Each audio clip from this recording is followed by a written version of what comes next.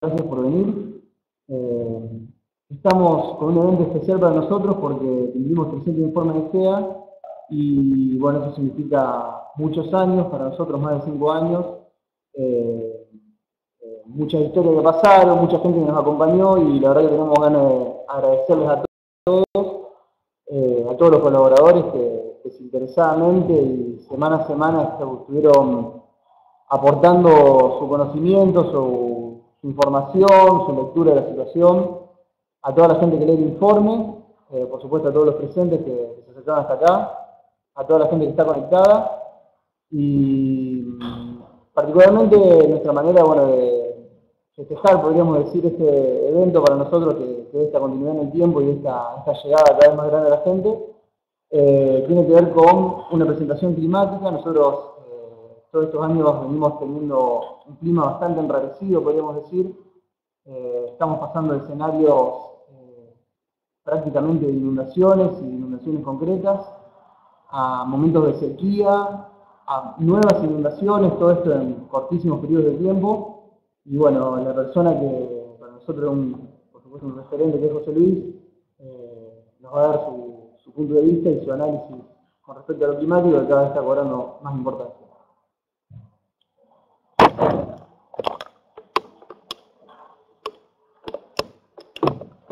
Bueno, yo también les quiero decir a todos ustedes que estén hoy acá presentes. También, bueno, es muy raro porque tenemos gente acá adentro, tenemos nuevas tecnologías, que a mí me cuesta todavía un poco. Pero bueno, quiero agradecerle a todos los que están acá, que se han tomado la presencia. A mí me gusta más que estemos en este ámbito, estamos todos juntos y podemos charlar, pero bueno, también es muy interesante poder compartirlo con... Hay gente del norte, hay periodistas del norte.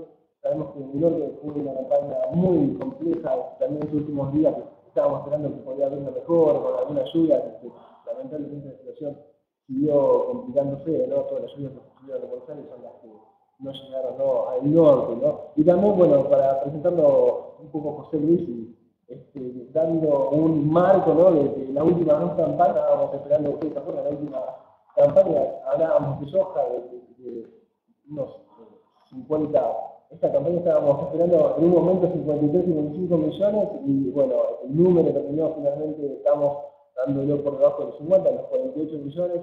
La otra campaña empezamos pensando en 50 y terminamos en 40. La movilidad del clima está golpeando muy fuerte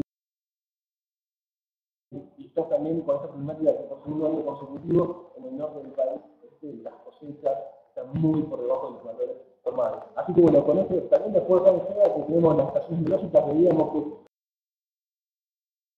podemos esperar un diciembre con 30 milímetros o un diciembre con 200, ¿no? Entonces, ¿qué es lo que está pasando? Es un poco la pregunta esta de ¿por qué tanta variabilidad? Si esta variabilidad va a seguir, ¿qué es lo que está pasando un poco en la atmósfera?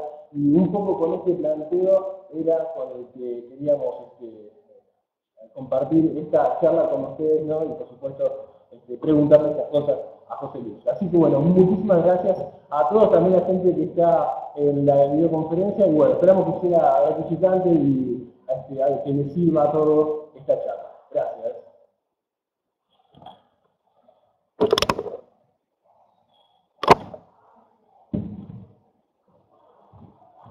Buenos días a todos los que están interactuando con nosotros, a los que están acá presentes, muy amable por su asistencia y por supuesto desde mi parte la alegría de poder festejar, por así decirlo, las 300 emisiones y un agradecimiento en este caso a la Bolsa de Comercio de Rosario, donde se instaló este proyecto que ya lleva 7 años, o sea, la guía estratégica para el agro. Bueno, vamos a comenzar. Voy a decir que es un hecho la volatilidad que tienen las variables climáticas. Me refiero a lluvias, temperaturas, vientos y fundamentalmente en periodos cortos. Esto es un hecho que está medido. Todas las cosas que voy a comentar se basan en datos, en análisis estadísticos y no en un parecer o creo que me contaron. Por ahí va a ser la cosa. El pronóstico es la continuidad de dicha volatilidad en el futuro. Eso es así de claro. Y las causas las podemos encontrar en el cambio climático, que obedece a efectos antropogénicos, es decir, efectos que el hombre viene haciendo sobre el planeta, fundamentalmente después de la última era industrial, inyectando constituyentes que modifican el balance energético, y esa modificación del balance energético genera lo que conocemos como cambio climático.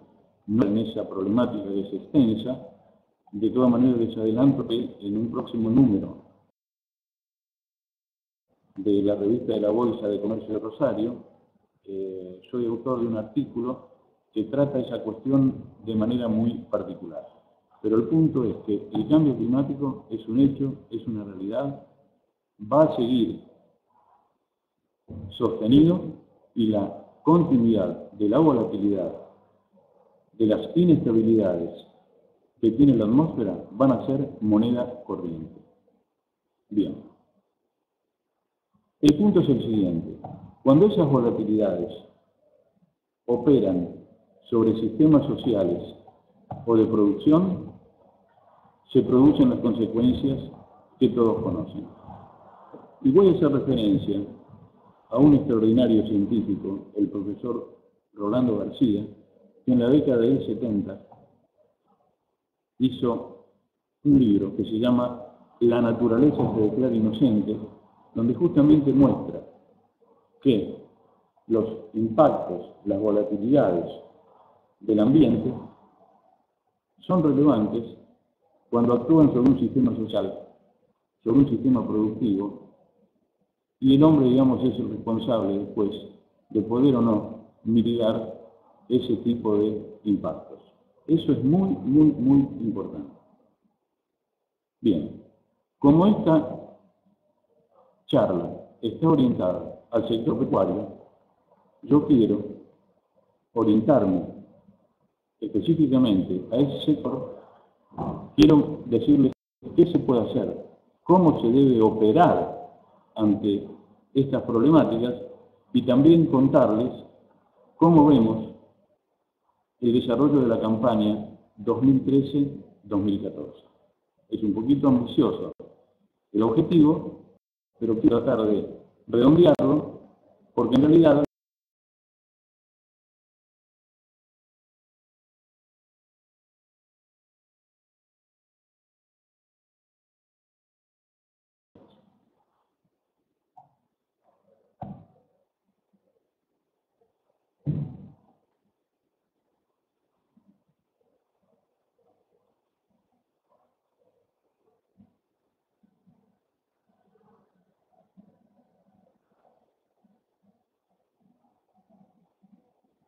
disculpen, estoy buscando. Ahí está. Voy a mostrar, pero muy rápidamente,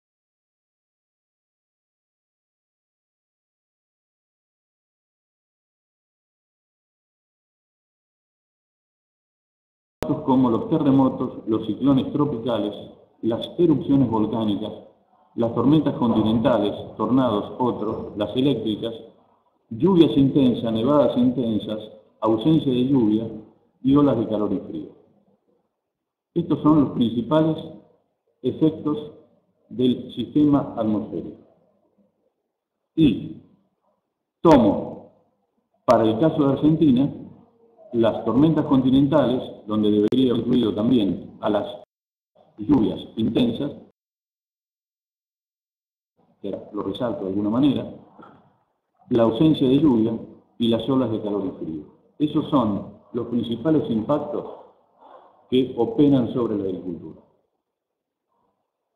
Ahora el punto es el siguiente. Estos impactos van a seguir operando. Entonces la idea es de entenderlos físicamente y poder pronosticarlos. Y acá aparecen los problemas, porque los pronósticos sobre un sistema tan complejo físicamente como es la atmósfera, que interacciona con los océanos y los continentes en distintas escalas espaciales y temporales, son muy complicados.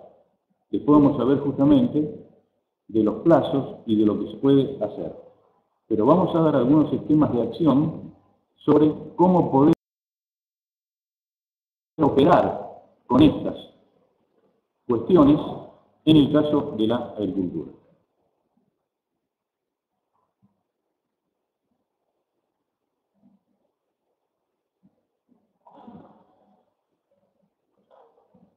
No.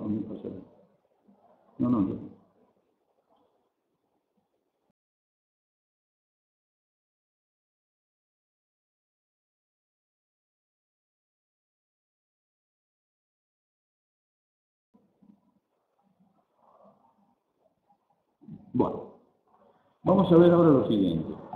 Supongamos que de todo lo que mostré, yo quiero analizar un impacto, por ejemplo, la sequía.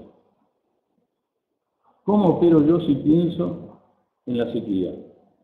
Que es uno de los impactos más severos que hay para la agricultura, mucho más que las inundaciones. Las inundaciones son impactos aleatorios en algunas subregiones y en algunos periodos de tiempo. Son muy relevantes y tienen mucha prensa cuando actúan sobre sistemas sociales. Veamos el último caso lamentable de La Plata. Pero cuando aparece una sequía, opera sobre una región muy importante y puede hacer un daño en los sistemas de producción realmente de relevancia. Entonces, lo primero que yo hago es cómo yo me posiciono ante la posibilidad de ausencia de lluvias o de sequía. Lo primero es definir en función de la tecnología del cultivo que voy a implantar la probabilidad de ocurrencia. Así de sencillo. Todo esto que aparentemente obedece a un esquema sencillo y muy fácil de realizar, muy poca gente, muy pocos agentes lo hacen. Y me consta. Lo primero que yo tengo que hacer es lo siguiente. En el lugar donde yo voy a producir, ¿cuál es la probabilidad de ocurrencia de sequías? La sequía hay que definirla en función del sistema que uno tiene de producción. Hay sequías fijas, sequías edáficas. Hay que definir correctamente el concepto de sequía y una vez que eso se hace, nosotros lo hacemos muy rápidamente con un software que se llama AgroAgua y podemos ver para un determinado cultivo, con una determinada tecnología, con un determinado periodo crítico para el agua, cuál es la probabilidad de que ese cultivo tenga o no tenga agua. Entonces es muy simple, si la probabilidad es muy alta, tengo que entender que el riesgo es alto. Si la probabilidad es baja, no lo es. Bien.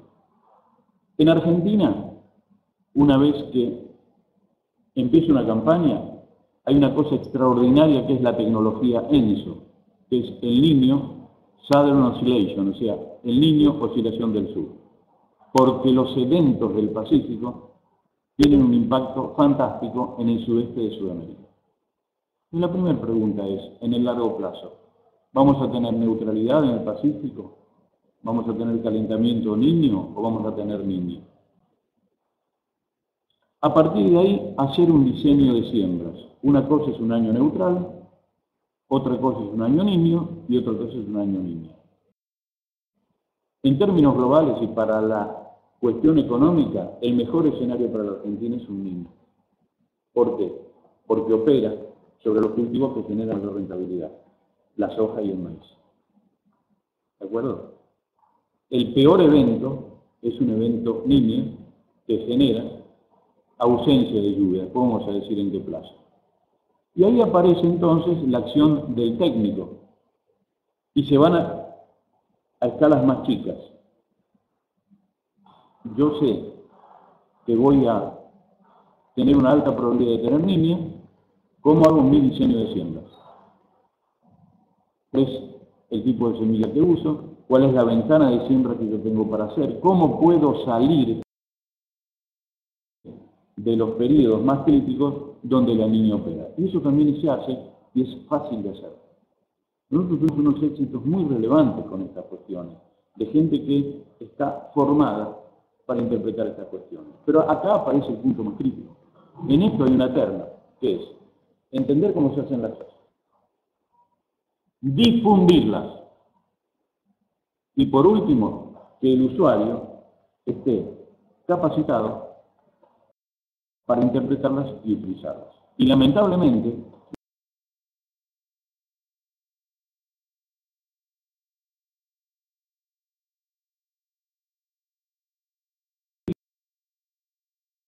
es algo que en moneda corriente y nos sirve, que es el pronóstico a corto plazo, que es de 3-4 días. Pero estas cuestiones no se abordan, ni se comentan, y son poco utilizadas.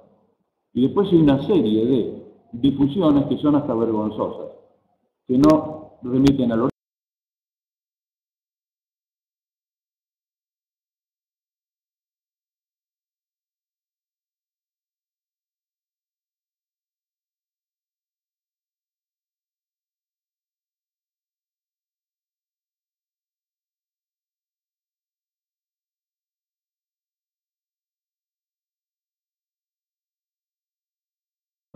nos remiten cuál es la institución que las hace, con qué tecnología las hace, y eso es lo que está ocurriendo. Pero son cosas muy factibles de hacer. Como dije antes, cada impacto debe ser considerado, tratado, mejor dicho, en función de una base de datos. El dato es un punto clave en todo esto. Y por último, y si es posible, mitigar eso. En algunos casos se puede, en otros casos no. Supongamos, si yo tengo un cultivo ya desarrollándose y aparece una helada, yo no lo puedo mitigar. La helada opera y te saluda variable. Pero cuidado, que hay agentes que sí utilizan esa información, que son los exportadores, que son las personas que les interesa el volumen de producción y operan inmediatamente en los mercados. En otro tipo de sistema de producción sí se puede mitigar. Estoy hablando de fruticultura, estoy hablando de cultivos pasivos, temas que pueden tratar de mitigar una helada. Y la helada se pronostica interesantemente bien una semana antes y muy bien 2 días antes de aparecer. Y después se mide y se publica. Nosotros en SEA, por supuesto lo anunciamos, pero si la helada se produjo anoche, hoy a las 10 de la mañana, aparece en la zona núcleo la acción de la helada en intensidad y en duración. Y eso es muy bueno para los que quieren entender qué daño produjo en esa región. No es posible pronosticar heladas con anticipación. Mandrake nota baja. La gente dice, ¿este año va a haber heladas tempranas? Mire, no lo sé. Lo único que uno puede decir es que si el ambiente está seco o no, la helada va a operar, mejor dicho, el mecanismo físico que actúa sobre la helada opera más o menos intensamente. Bien, así uno debe operar con todos los impactos que yo mostré. Siempre hay una tecnología, pero hay que hacerla, hay que usarla.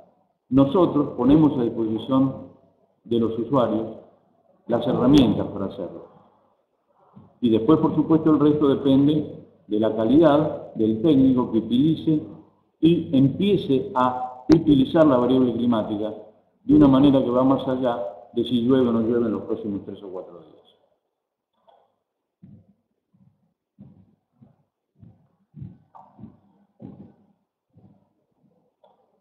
¿Qué puede hacer un agente del sector agropecuario? Producción o comercialización. Y la oferta disponible hoy para el sector agropecuario, quiero ser claro, es la siguiente. En el muy corto plazo, el radar. El radar opera en un punto, tiene un barrido del orden de 150 kilómetros de diámetro, y abarca una zona bastante interesante, 200 kilómetros de radio, y lo que hace es entender si hay sistemas que generan tormenta y mostrar cómo estos sistemas están operando. Es decir, los lugares donde puede o no llover y la intensidad de la lluvia. No la lluvia en superficie, la lluvia que el radar detecta en el núcleo de la tormenta. Es muy interesante en el nowcasting, en el corto plazo. Pero ese es el corto plazo, el muy corto plazo. Después hay, la Argentina tiene radar ESEN, ESEISA, Paraná, Anguil, Pergamino y Mendoza. Voy a mostrar que en Estados Unidos hay una red de radares que hacen un refresh de los campos de precipitación cada 5 minutos. Es extraordinario. O sea que el corto plazo se entiende perfectamente bien. ¿De acuerdo? Y evidentemente acá se está entendiendo bastante bien con esa disponibilidad que yo les comenté. Ahora bien, en el corto plazo los pronósticos funcionan a 5 días, no más. El que le dice otra cosa le miente. Al primer día hay un error del 10%, al quinto día un error del 25%, o sea, una vez de cada 5 el pronóstico no funciona, y después de 6 días tirar la monedita. Y ese pronóstico es el que más se difunde por radio, televisión, no voy a entrar en eso. ¿Sí? Después tenemos una extensión a una semana, donde hay que poner un poco el arte de todo esto, de entender hacia dónde van los sistemas, ¿sí? Nosotros lo hacemos esos escenarios semanales que funcionan bastante bien, diciendo qué pasa, digamos, después del quinto día, si pueden estar sostenidos o no los sistemas, y después aparece la extraordinaria problemática de los escenarios climáticos a largo plazo, que son los problemas de gran escala. El más importante es el ENSO, que nos permite entender con meses de anticipación hacia dónde van a ir los campos de lluvia y los campos de temperatura.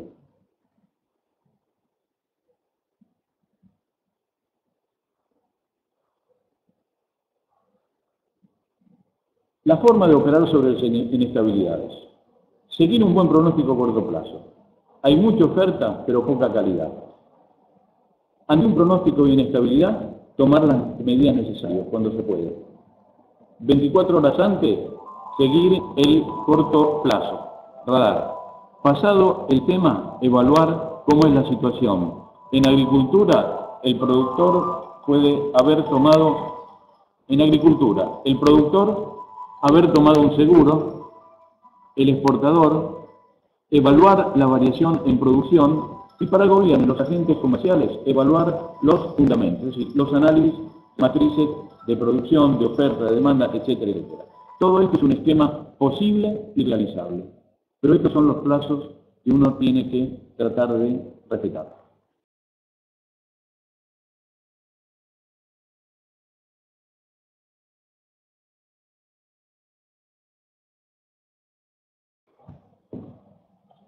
Sigo con el problema de que no me cambien la transparencia. Bueno, ahí. Vamos a hablar ahora del impacto del clima en la variabilidad del rendimiento de un cultivo. Vamos a hablar del riesgo climático. En Argentina, los impactos se deben a los procesos de gran escala, sin duda que el más importante lo da el comportamiento del Pacífico Ecuatorial Central, a efectos regionales y efectos en escalas cortas. Esto es fundamental. Uno puede tratar de entender si la campaña va a ser niño, neutra o niña y entender lo que puede llegar a pasar. Pero después, esa escala se acopla con las escalas regionales, que no son pronosticables. Nadie les puede decir cómo va a llover en julio. Si yo les estoy diciendo que no es posible pronosticar más allá de 5 días, ¿cómo le voy a decir cómo va a llover entre el 1 y el 5 de julio? Que encima no tengo valores iniciales del primer día, que se usan en los modelos numéricos. No es posible, pero muy sencillo de entender. O sea que a lo que uno supone que va a pasar, se le van a acoplar efectos regionales y después efectos en escalas cortas, como estos efectos convectivos, estos efectos de inestabilidades violentas,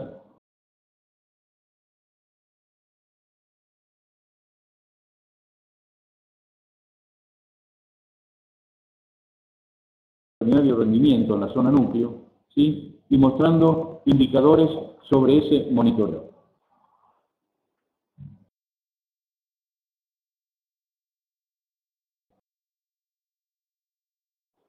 Seguimiento de climas activos en Argentina, lo hacemos para trigo, maíz y soja. Hacemos escenarios en tiempo real, tendencias y pronósticos a mediano plazo y pronósticos a corto plazo también, obviamente. Y las herramientas que usamos son una red de estaciones automáticas, una interacción con una red de informantes, trabajo de campo en toda la zona núcleo,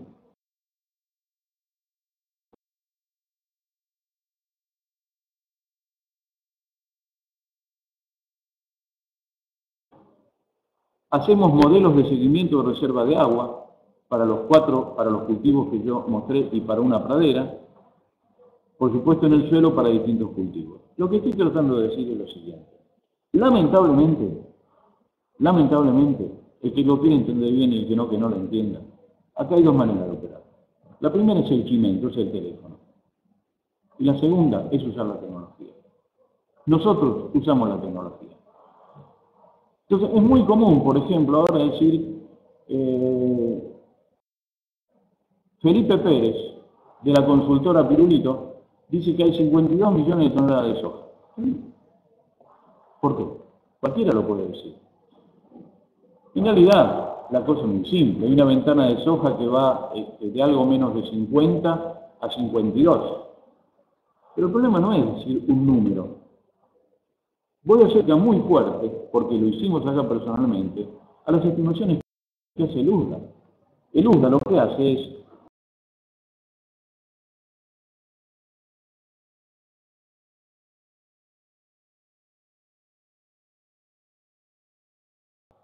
¿sí? Pero ¿qué pasa?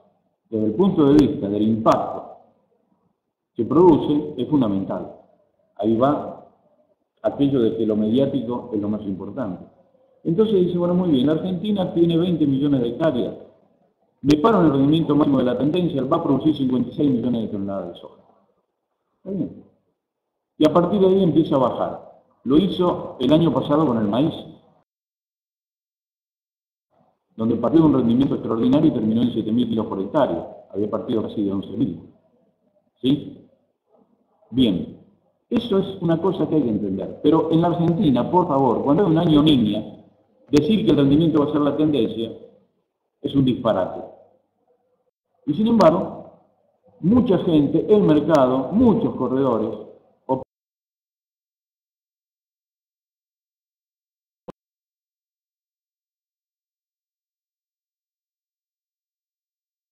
manera. ¿Cuál es el mecanismo que existe? Nosotros seguimos este mecanismo. Y esto es problemático. Tenemos incongruencias.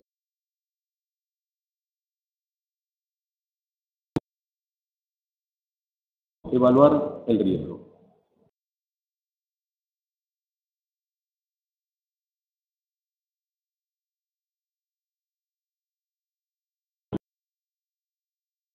Es una variable que tiene memoria. La lluvia no. Es muy importante esto. O sea, llueve, no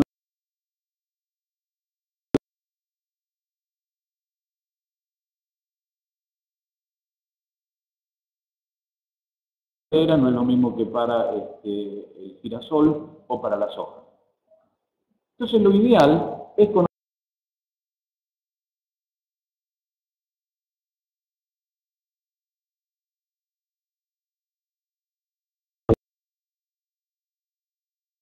Y necesario es generar diagnósticos con una probabilidad asociada. Esto es lo que nosotros tratamos de hacer.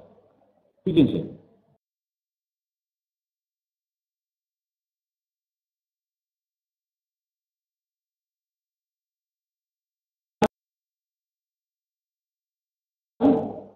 En el periodo noviembre-marzo, en la región que abarca todo Bolivia, Paraguay, Argentina y Uruguay, cuando hay un niño las lluvias son por encima de lo normal, cuando hay una niña son por debajo de lo normal.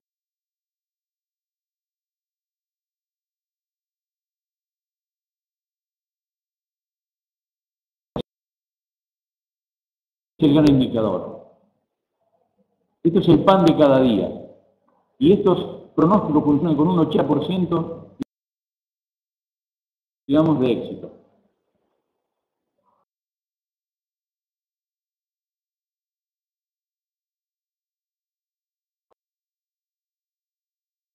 Entre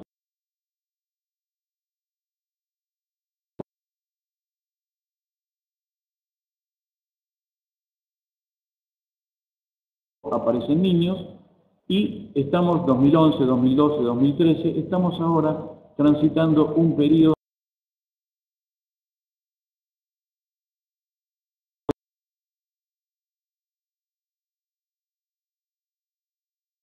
en los últimos años. El cambio climático lo que va a producir es que en el futuro haya más niños que niñas. Esto es importante.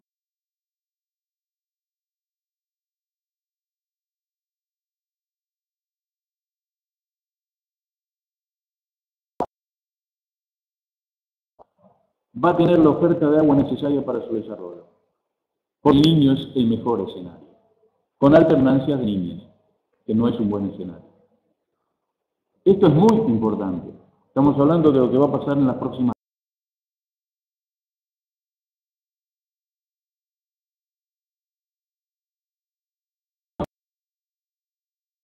climático, y lo voy a mostrar en el artículo, y acá hay excelentes investigadores en Argentina que trabajan en la Comisión Mundial también del Cambio Global y que hicieron mucho trabajo para Argentina, muestra un incremento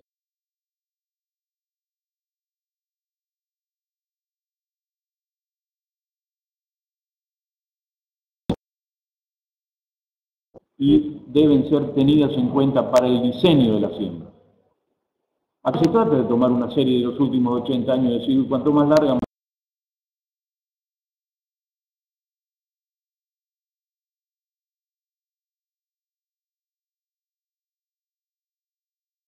una serie larga me mete muchas incongruencias. Bien.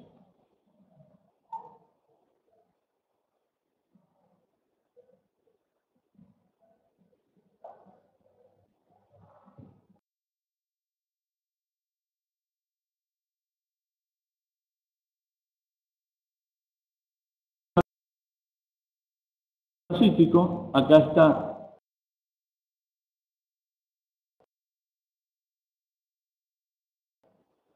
costa sudamericana, Australia,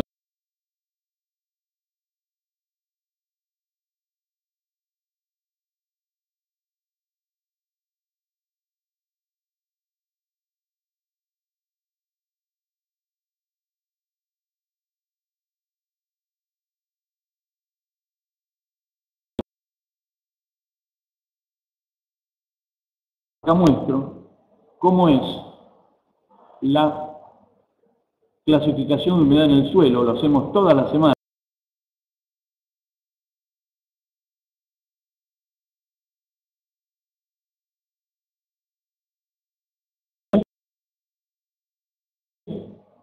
Acuérdense que el 1 de abril se produjo el daño sobre La Plata, fíjense que acá hay excesos, y el 10 de abril esos excesos desaparecieron, acá aparecen zonas secas, en azul los excesos, en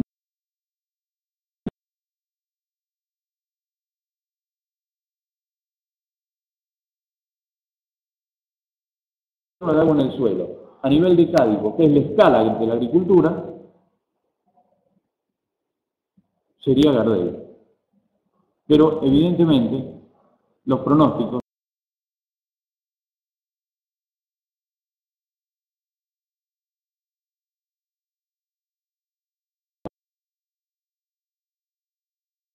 en el periodo crítico de la soja para la próxima campaña. ¿Será rojo? ¿Será verde?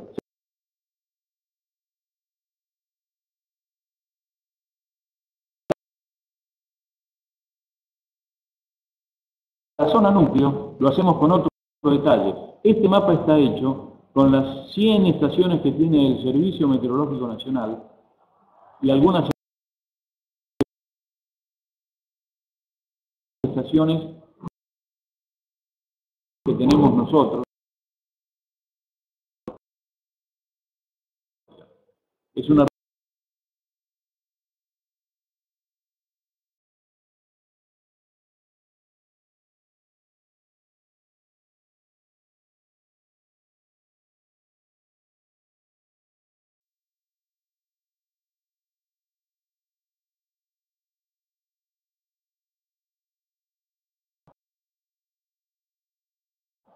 ¿Cómo van a ser las temperaturas del Pacífico? Y acá tengo la salida del mejor modelo, que es el modelo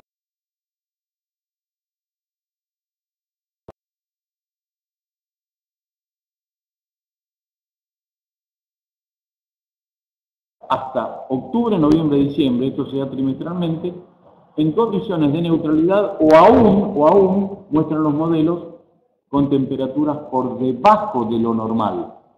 O sea, este año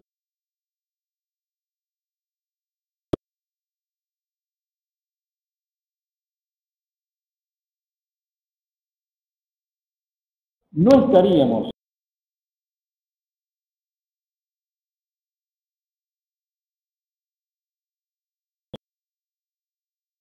en la cosecha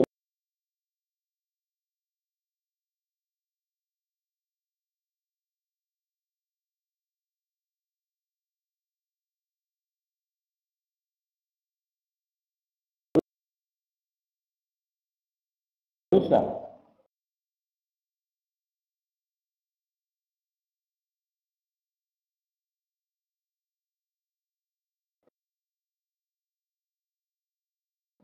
En la misión que también son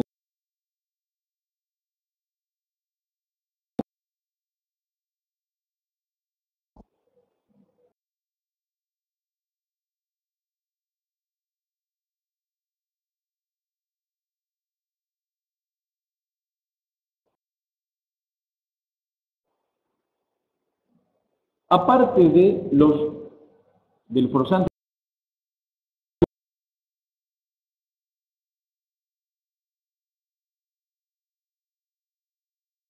el diagnóstico de los forzantes de gran escala y genere escenarios futuros.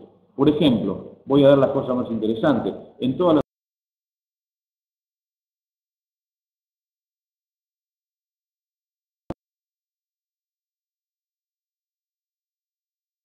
eso también hay que tenerlo presente. Bien. Voy a hacer algunas consideraciones a modo de generar un escenario para la planificación.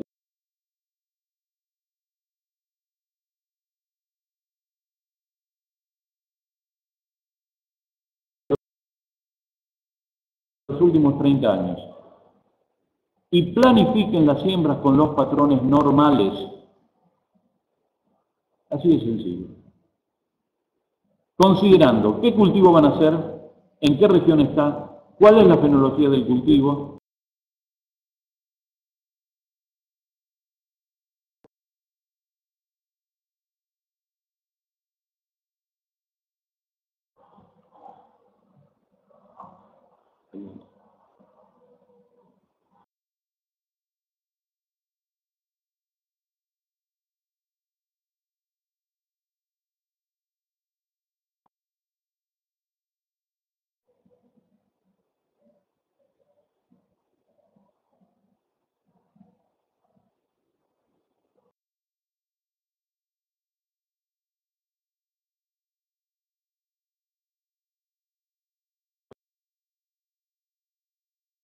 disculpen, pero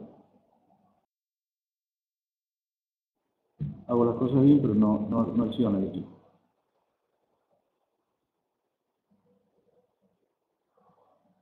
Me quedan 3 transparencias nada más. Voy a mostrar un ejemplo de soja en Marco Juárez para el mes de febrero.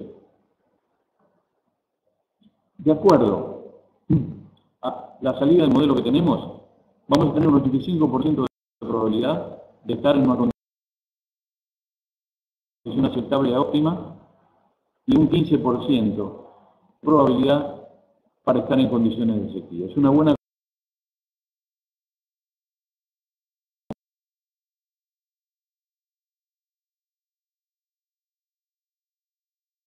tiran las cosas para abajo o para arriba. Bueno, esto es una conclusión, se puede hacer para cualquier lugar, para cualquier cultivo. Estas serían las condiciones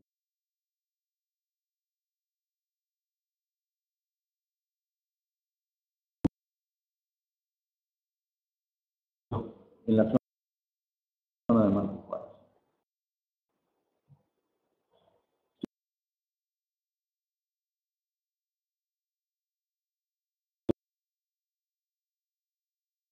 Línea débil.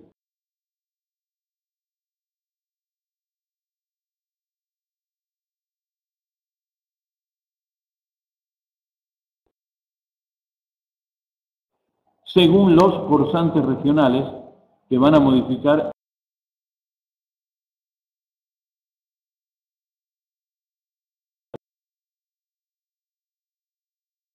intensa, y esta cuestión hay que seguirla muy de cerca.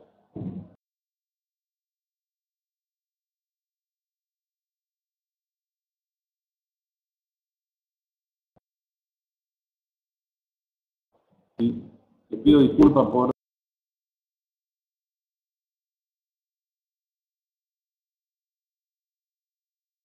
la dinámica de la interacción.